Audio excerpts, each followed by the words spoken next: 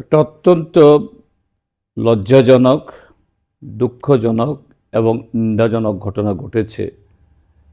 আমাদের ত্রিপুরা রাজ্যের একজন উজ্জ্বল ছাত্র অ্যাঞ্জেল চাকমা গত ৯ ডিসেম্বর তার ভাই মাইকেল চাকমাকে নিয়ে বেরিয়েছিল দোকানে কিছু কেনাকাটা করার জন্য। সেখানে কিছু উচ্ছৃঙ্খল যুবকের হাতে নৃশংসভাবে আক্রান্ত হয়ে তার পিঠে ছুরি দিয়ে আঘাত করা হয়েছে। ১৫ দিন সেখানে এই জীবনের সাথে লড়াই করে গত ২৬ তারিখে তিনি হেরে গেছেন।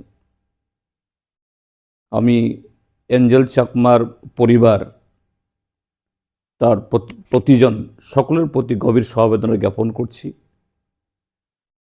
সাথে এই ঘটনার তীব্র নিন্দা জানাচ্ছি।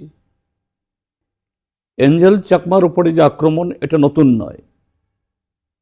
২০১৪ সাল ত্রিপুরা এই ভারতবর্ষে এই বিজেপি সরকার আসার পর এই জাতীয় ঘটনা প্রায় প্রতিনিয়তই হচ্ছে।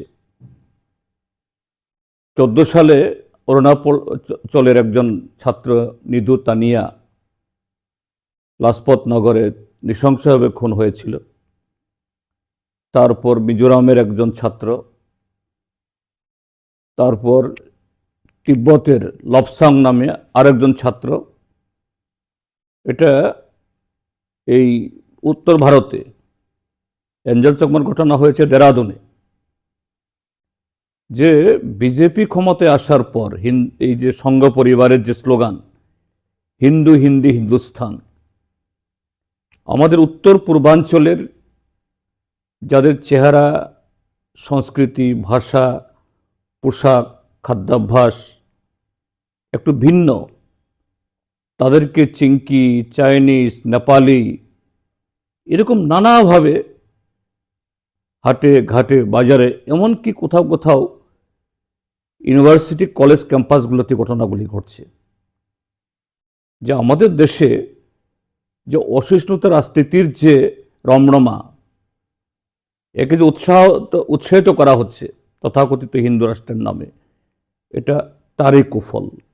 এবং এটা শুধু এখন উত্তর ভারত, দিল্লি বা দেরাদুনের মধ্যে সীমাবদ্ধ থাকছে না।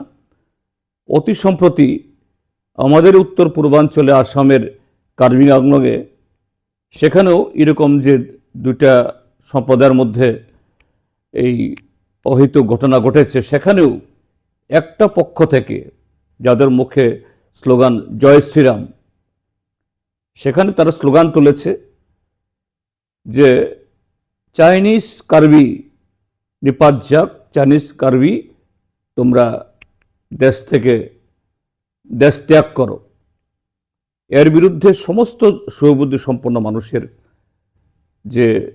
মানুষকে আহ্বান জানাচ্ছি আওয়াজ তোলার জন্য। এবং এইভাবে একই দেশের মানুষ, আমাদের বৈচিত্র্যের মধ্যে আমাদের একসাথে থাকতে হবে।